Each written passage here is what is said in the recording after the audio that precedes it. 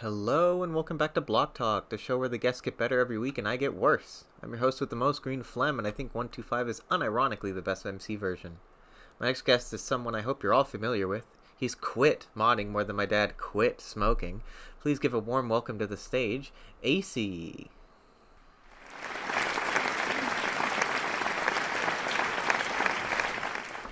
Hey, welcome in, welcome in. Hello. So, that's a nice set you've got here.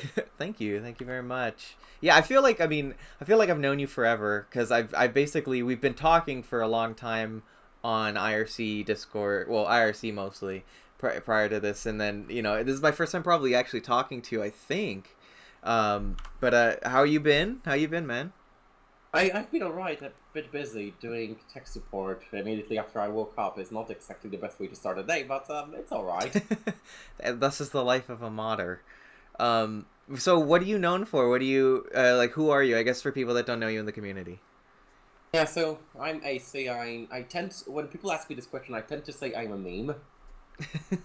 But That's a good way to in describe you. general, like I'm a modder who has been around in the Minecraft community for almost a decade now. I'm trying to know why. That's terrifying, actually. Like I've been here for a decade. But for the modding community, I've been around since like 2012, 2013, and Hmm. the things I'm most known for: maintaining buildcraft, phone fix, other silly projects like Carset or Redstone minus Redstone, and of course the new kid on the block, Fabric. Yeah. So that's the most interesting thing I think about your trajectory. I mean, how did you get into Minecraft? Let's start at the beginning. How did you get into it? It's a bit embarrassing to say, but I was googling for like I was 12 at the time, so I was like, googling for like something that would let me play with Legos instead on a computer, and somehow I found Minecraft. Oh my God, that's It's amazing. like the I most didn't know that. stereotypical way to find Minecraft ever possible. I know, because literally every person describes it as Legos and computers. Like Yeah, so. and I found it that way, and I was playing on like this small village server back in 002301, and I don't know, I just kind of stuck around with the community ever since, on and off, and I'm still here. So what was the first mod that you ever played with? Do you remember?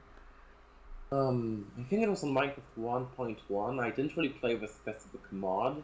Hmm. Well, there was a time when I made a private mod for like a YouTube video where I decompiled the game and added some blocks, but that doesn't count. Like the first real mod I played, it was just the entirety of the Tekkit mod pack on 1.1. I feel like a lot of people got into it at that age, and in that Yeah, time.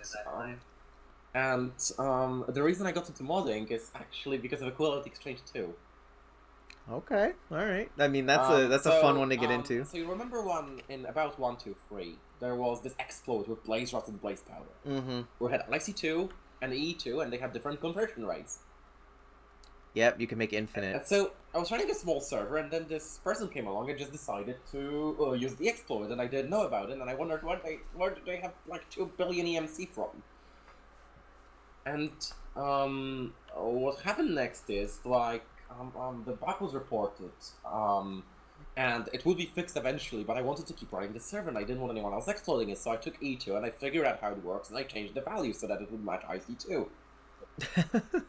Okay, so you did it out of necessity. You wanted to figure out how to fix this thing without having to Yeah, wait. and then I was running another server, and since I knew a little, I made a small mod which added a coin item, and then I just made progressively more and more interesting stuff until I like went public with I think modular computing was the first mod I announced publicly, which was like an attempt to implement modular computers with like 6502-esque CPU emulation, paper tapes, floppies, like an entire balancing tree. It didn't work, but then half a year later, Open Computers came along, so I don't care anymore. So okay, so obviously you had some experience prior to this with programming, and you were very young at the time. So how did you get into programming? Um, like like most people in that era, I started with Pascal. All right. And then I just started playing with whatever caught my attention. When you're young, it's just that everything's so fascinating and You want to exciting. learn And everything. Yeah. yeah. And then the reason I got into Java specifically was actually because of Notch, because like Notch made a game in Minecraft, so I thought, hey, you can make games in Minecraft. I'm gonna make a game in Minecraft, and then in Java, sorry, not in Minecraft. Well, It's basically technically, synonymous we might have now. also made a game in Minecraft at some point. I don't remember anymore. Computer mods. Yeah. The real reason I got into Java was I was stuck at my grandma's for a week with no internet and only a copy of the JDK documentation. Like every growing boy needs. Yeah, like I had this computer, I didn't have anything to watch on it, and I had a copy of the JDK documentation and some bare bones programming knowledge. So I made a game, 64 pixels, which is known for two things: a niche community of about 20 people around it, and having total disrespect of any kind of object-oriented programming ever invented. Skipping a little bit forward, you started Fabric after a couple of false starts, right? Yeah, multiple. Like, the very first time I tried to do something in this area of modding was this API called Mova, but that didn't go well. That is a blast from the past. Yeah, that was 2014, that's a long time ago, but Fabric as it is now was born in August 2016. Mm-hmm. Don't remember the specifics, which is interesting because I remember how I got into Minecraft and the specific server 10 years ago, but I don't remember how I made the Modloader. But essentially, I think it was because of the 1.11 nullability changes that someone figured out, like the item stacks not being null, and a few of us just got curious and decided to see, hey, what's in the snapshots anyway? And after some time, we just started mapping them out for like personal use and whatever, and then 2 days later, I also started working on a Modloader around it, which was called Prismarine for 2 hours, then Chorus for a day, and finally Fabric. You get some whiplash name changing. So Yeah, we decided to name and we worked on it, but some of the ideas we had regarding how to handle vixens, say, they didn't really work out. So after, like, we kind of lost interest and kind of just sat there unused for a while. And it just sat there. I think Modmus tried to bring it back in 1.12 briefly, but that also didn't happen, and so we fast forward to October 2018, which is pretty recent. Mm-hmm. And out of an IRC conversation, which is where a lot of my stuff is usually inspired, like conflicts, I decided with a few friends to just try and bring it back to life again. So how would you describe it? What would you just use it like? Give it like a short summary of it. So Fabric is like I usually call it a modic toolchain. It's essentially a set of tools which is modular, which is open, which means you can use it in other projects as well. It's essentially its biggest draw for a user is probably the fact that it being much more modern and open, it lets a lot of more people contribute, which allows us to, say, keep track of snapshots. I think that's the biggest feature, but also it's a lot more lightweight, which is by some seen as an advantage, some as a disadvantage. It has some interesting features regarding, say, distributing dependencies as part of a mod, so mods can depend on 10 small libraries without the user feeling like, oh no, I have to download 10 small libraries, what a terrible, terrible modder. So it auto-downloads them for them? Yeah, you can just bundle your dependencies in the jar, and the loader will automatically pick the newest version out of all the mods you have installed. It doesn't conflict with anything, so yeah, and when we were talking in the pre-interview, I had the mistaken thought of what I thought. Nova used to be this thing that like you could update to the newest version without having to update your mod. But the way you're explaining it is that you guys map out, which is something that the MC Minecraft Coder Pack does every big update. You guys are doing that for every small snapshot, correct? And that allows people to update more incrementally and in anticipation for bigger updates. Yeah, so let me explain this with an analogy. So let's say we're updating from 1.13.2 to 1.14, which is about to happen for a bunch of people. Mm-hmm. So if we say when on this track of updating from this to this, then 1.13.2, having your mod entirely on 1.13.2 is 0% updated because it's not updated at all. And a functioning mod on 1.14 is about 100% updated because, well, it's there.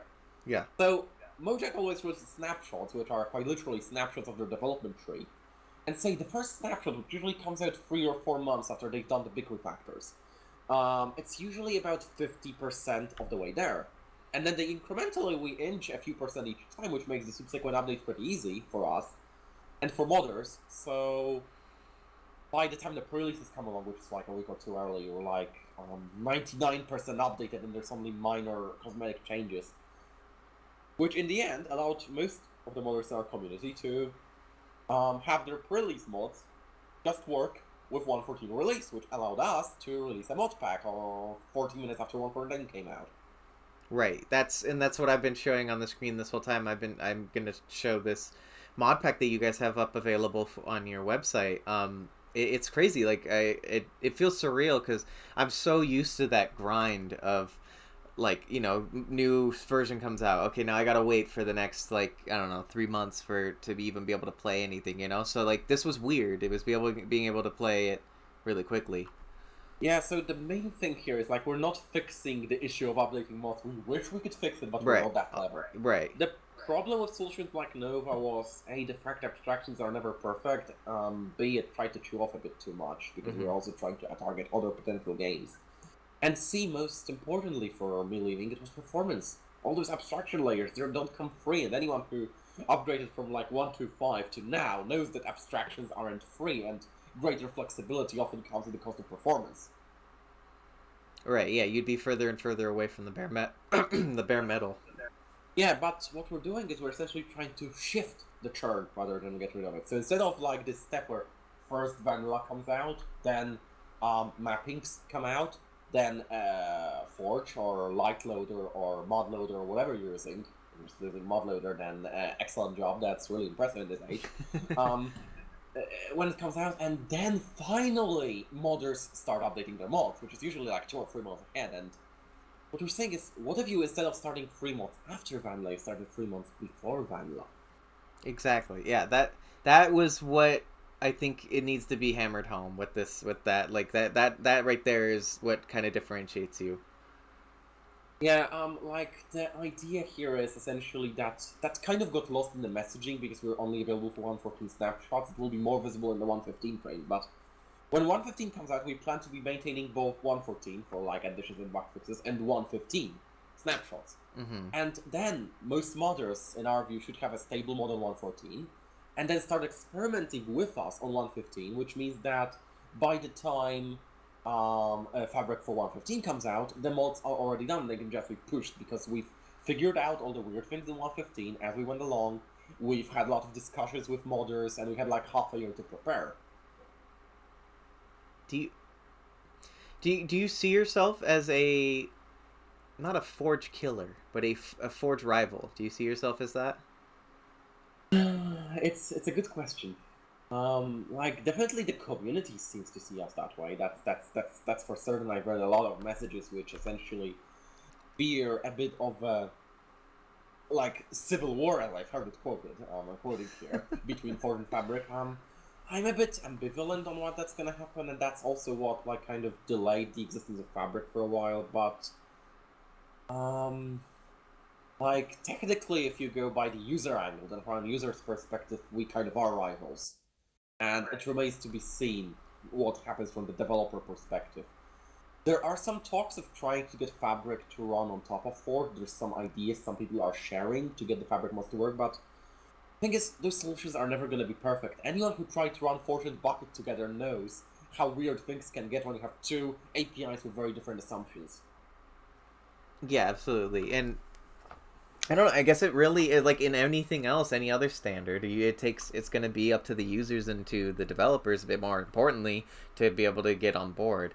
And Yeah, but no, what go on. people seem to forget is that the list of people whose Forge mods currently are popular and the list of people who have moved on to Fabric are very, very separate. Like, if you look at the people who are actually making mods for Fabric, a lot of them are either people who, like, say, made mods for Lightloader or made Vanilla Plus mods who clearly benefit from being able to update to 1.14 on the same day, because a lot of their user base is Vanilla players. And on the other hand, you have a lot of people who, like, weren't really around in the community, were on the sidelines or had unpopular mods. So those are the people whose mods most people wouldn't play on Forge mod packs anyway. I like that. I mean, so do you think there's a future where I mean, much like Lightloader is a mod loader that has been able to coexist. Do you see yourself being able to coexist with Forge in the future? Maybe there's a future where that can happen. Well, if Fabric runs on Forge even to a limited degree, that will definitely help. But even then, there's many futures that Fabric could take. Like, we could have a future in which Fabric is largely a tool for some geeks to figure out snapshots early, and it has helped, actually. I know that some modders who have been watching Fabric closely are also largely developing for Forge, and the knowledge that they have from working with Fabric will definitely help them create better Forge mods faster. There's also the future of like us being this light loader kind of thing, and of course there's the future where we are our own content ecosystem. Whether it will conflict with Forges really remains to be seen, because on one hand, nobody wants to choose between thermal expansion and industrial foregoing. That's a decision I wish on nobody. But on the other hand, it could be that we have two very different culturally modding ecosystems. Like, say, there's a lot of niches in the community which are really separated from the main movement, like the GregTech 6 people who make add-on for GregTech 6, the Terra Firma craft people for a long time. Yeah. There's Reika, there's Better Than Wolves. There's a lot of those places which people just maybe don't think about as much when they think of the united modding community, as they put it. It's just that they're focusing on the mainstream, not on all of those little things which happened off to the sidelines anyway and split off. Yeah, and that's why I had Rika on, because I like that sort of different point of view. You know, the mainstream point of view is not exactly the most interesting always, and I really do appreciate what you're doing with this, because it does sort of throw a wrench in a lot of things, and I think that's really what you're popular for, isn't it? Kind of throwing wrenches into a lot of things. As I said, I call myself a bit of a meme in this community at this point. Well, that's what I kind of wanted to talk about. Well, if you have something else to say about Fabric, go ahead. Actually, I do have something to say. Like, essentially, what I would like ask people to do is don't fear Fabric. We're not here to destroy your community, at least hopefully. Like, we are essentially, like, even whatever happens to Fabric, I think that its existence and the tools and features it gives will be beneficial to the community and other Java communities even. There's this project called Distort, which is a modding API for StarMade, and it's essentially 70% Fabric. Wow. And yeah, because StarMade didn't have a modding API, but it is the same kind of thing. You have a game in Java, which is obfuscated. So it's like Minecraft. So they essentially retrofitted our toolchain to, instead of loading Minecraft, it loads StarMade. Our loader is very almost independent from Minecraft, so you just change word hooks into the game, and bam, you have a StarMade modloader, or a Slay the Spire modloader, as I've did as a proof of concept once. That's really cool. So it's bigger than Minecraft. Yeah, it's bigger than Minecraft. It's also bigger than 1.14. Like, we're like, my goal with Fabric Loader is essentially to make it a general purpose Java game modding ecosystem. Like, right now, Loader 04. Oh, sorry, down so I can look at the audience here. Our loader right now runs on every vanilla Minecraft version if you twiddle with it a little. It's not very well documented yet. So, like, you could use Fabric to make mods for 1.2.5, or 1.7.10, or Beta 1.7.3, or Alpha 1.2.6, or, I don't know, the earliest 0.23 version that I mentioned earlier. We also run on Modloader, on top of Modloader, and you can even, to a limited degree, run Modloader modpacks in newer versions of Java now. We can boot on top of 1.2.5 Forge, and you can make Fabric mods on top of that. We're really not just trying to be a modloader for 1.14 and above. We're trying to be a modding toolchain and just have fun. That's actually the final point I wanted to make. My criticism about a lot of modding nowadays is that it has kind of grown a bit too, well, not corporate, because it's not really that. It's modders are wearing suits too often, as I would put it. The community is increasingly expecting a professional experience out of what is essentially a bunch of little paid hobbyists. And Fabric, in its ethos, in its approach to things, it kind of throws a wrench in that as well. We're just here to have fun, and please don't rain on our parade. I guess that's all I want to say. Don't fear Fabric.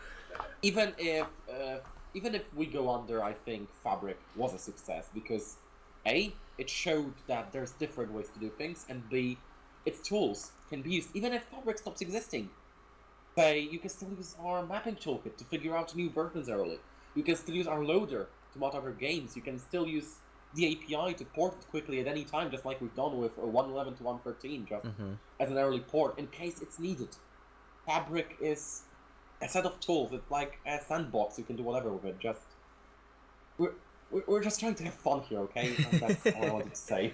I think we get it. I agree that because I had asked you in the pre-interview, what would it take to make Fabric a success, and you said you arguably thought it was already one, and with that reasoning, I think so. Yeah, it won in December. We released a successful modloader based on the vision we shared. Hmm. We showed that it's possible to maintain mods in such a manner, like the pack. We've shown that these tools are valuable to have, and the fact that it's all fully open means that even if we just move on from Fabric, even if we get lost interest, if there's a need or desire, anyone else can come in, take our stuff, and go forward with it. Yeah, you've laid the groundwork for it for other people to take it up if need be.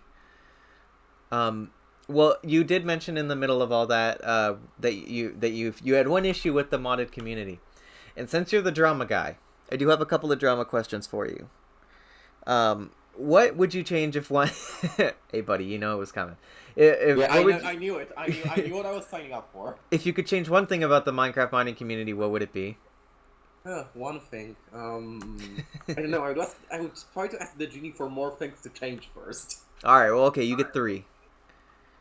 Nah, I can't think of all three on the spot. So, like, but I don't know one. I can name a couple of ideas. Like, already mentioned the fact that we exist right now in a community where we have hobbyists who are paid way below market wage. Let's put it that way, way below programmer market wage. Mm-hmm. And they're doing it out of passion. Most of them, anyway, at this point. Hopefully. And like I think that some of the fun has been lost around the way. Like we've essentially live in a world where mod packs have essentially become products, and people expect better and better products. But a lot of the people who held this vision, like all those silly mods I make, they also have that purpose. The initial design of the PhoneFix website, the BTM, was also all attempts to try to loosen up the community a little, because I think we sometimes forget that it's a game about virtual bricks. Why are we so serious about it? Why do we get into a massive upset every once in a while and say, oh, I'm playing on a 5-year-old version? Well, okay, they're having fun! It's a game! If the person has fun, the game has achieved its intended purpose. It's Don't weird try that to you're. play just because they're not playing on the version you like. It's weird that you that you seem to be in the minority with that opinion, but I agree. I agree, Yeah, and there's a lot of naysayers with that. yeah, and I think, and like most of the other things I would say, like, don't focus so much on having unified standards and a standardized modding environment, as a friend of mine put it long ago. A lot of it just stems from it that we're not having enough fun nowadays. It's a modding community. We're modding the game. We can do whatever. We have the power, but instead we're just focusing on, I don't know. I would even say we're kind of focused on doing Mojang's work for them at this point. That's a really good way to put it. Yeah, we really are trying to like patch up a lot of things that we. I don't know. Yeah, I see what you're going for with that. And would I change anything else? I don't really know. I don't really know if I would change anything else. Well, what's the worst thing about it? I think that's it, really. I think every other good change I would mention just stems from this one point. Okay. All right. So you think that's the worst thing about the community? Not necessarily, but changing it would solve a lot of the bad things about the community. Okay. Like a lot of the kind of the churn of like people saying, oh, please, look, a modding API has come out 15 minutes ago. You must update your mod right now for everything you have for your education, for your work, for your baby. Just update this mod for me. Me, Like, only that's, me. That's also because people expect a product. People expect modern mods to be available in the same way a commercial product would. Yeah, yeah. I don't know if we've been spoiled because it's never even been. That's like it's never been that way. But I don't know why all of a sudden, well, not all of a sudden, but gradually over time that we've assumed that it's gonna be that way. Because mods have never updated that quick, but everybody every time thinks that it's gonna happen like so quick.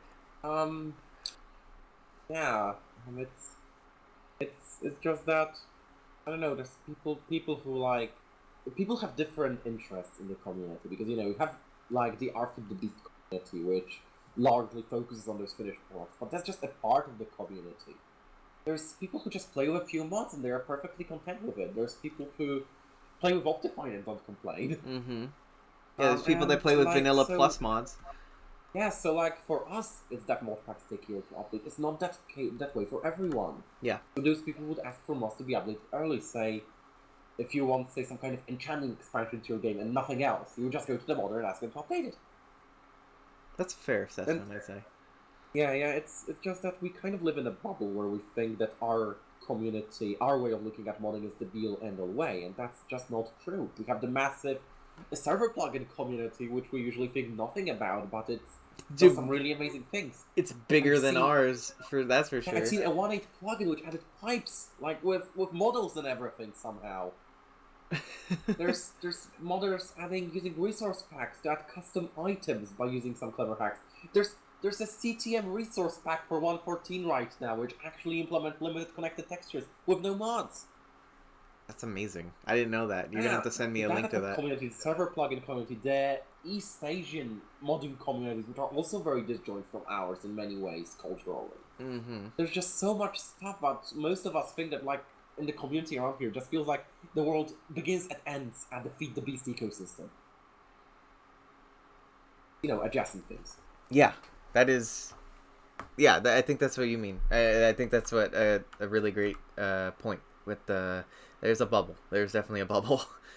Yes, and yes. and once people poke their head out of it, which I think you kind of have, you can start having some fun. Yeah, you're just widening horizons. You go to like a different place, and then you find, oh, these people think differently, and they perceive things differently, and it's also really kind of like educating and a bit humbling to just go elsewhere and realize that not all people think the same way you do, not all people see the same events the same way you do. Like, even let's look at the bucket story of like the pay-to-win enforcement. You like most modders would agree with how Mojang treated servers then, but you go to the server plugin community where a lot of the notable people are admins of those servers and they're definitely much less happy about it. Yeah, and that's like a whole kerfuffle that we didn't even. I mean, if you only cared about modding, that's not something that you ever had to deal with or ever thought about. But it was a big deal, and it was arguably a bigger deal than anything that's ever happened in modding. You know, but Yeah. since it's not in Yeah. our bubble, we didn't Yeah, hear about yeah. it. Yeah, and that's important. You cut your bubble and you realize that, say, there's a whole world out there. Like, going back to Fabric for a moment, imagine for a moment if all those servers could actually depend on mods reliably without, like, disappointing their users who want to be on, say, 1.14 comes out and they want to be on it at ASAP because they actually like Mojang's additions to the game, unlike we do. Right. Instead of being the Yeah, hipsters so that we they are. could have some mods in the Fabric ecosystem, say they could, and just like if you look at Spigot also updates to snapshots, and it works very well for them. That's another thing I like. Yeah. Oh, okay, enough of that. Well, I appreciate it. That was all I had, and I'm definitely gonna leave some all the links to the relevant stuff down below. And I really appreciate you for being on because I feel like you're one of the voices that, although a lot of people know you, we don't really hear from you as much as I think you should. So thank you for being on. As I used to. As you used to, yeah, exactly. Yeah, it's just the kind of like when you repeat the same points for a few years, I kind of get bored of it. Well, I'm glad that you agreed to come on, man. I appreciate it. Thank you.